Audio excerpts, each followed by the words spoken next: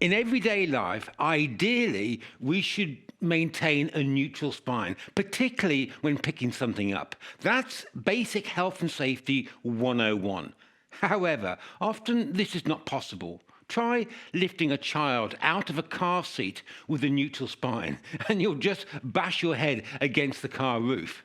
For this reason, it's a good idea to help train the brain to establish well-coordinated movement maps for such awkward movements. Just like all yoga postures, it's all about ensuring your movements are not sloppy. It's the quality of movement that matters. You are to maintain stability in the hips and spine as you flex open the spine as you hinge forward. First off, position 1.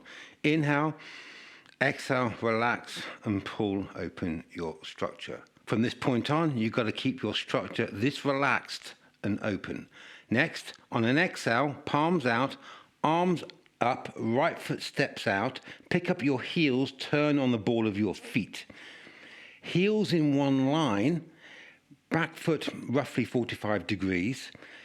Exhale, drive your chest up away from the hip, get the hips square. Okay, now you're ready. Tuck the chin in, take a deep inhale. And on the exhale, relax and expand out as you round down, driving your spine up and away as you round down, forehead towards your knee. Once down, pause with the inhale. Then exhale, relax and pull open your structure. Drive open your whole body. The spine is arching up. The shoulders are opening. The hip sockets are pulling open. If you wish, you can bring your hands either side of your legs to get a bit more stability and control. Expand out, relax and expand. Relax and expand. To return, take a deep inhale. Exhale, relax, expand, come back out. If previously you've been practicing this posture with a mindset of folding inwards while you come down, you will find this a totally different experience. However, the body will quickly learn and rewire its circuitry to engage the inner spinal muscles to expand out the spine while the spine is in a forward flexion as you come down, as opposed to simply using gravity to round inwards. Relax and open is your single point of focus, your mantra.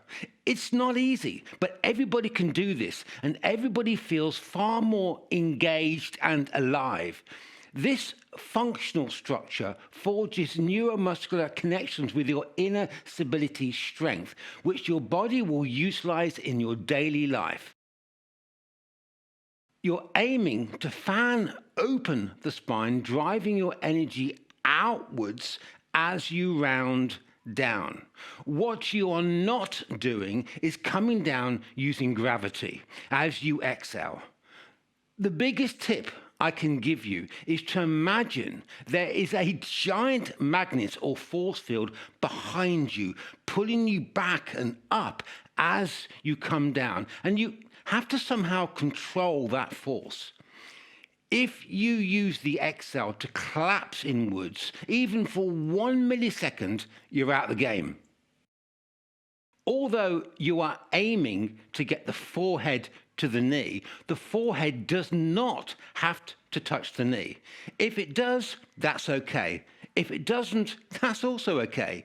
Forcing the forehead to touch the knee because you think you have to achieve some theoretical ideal form, you'll damage the spine.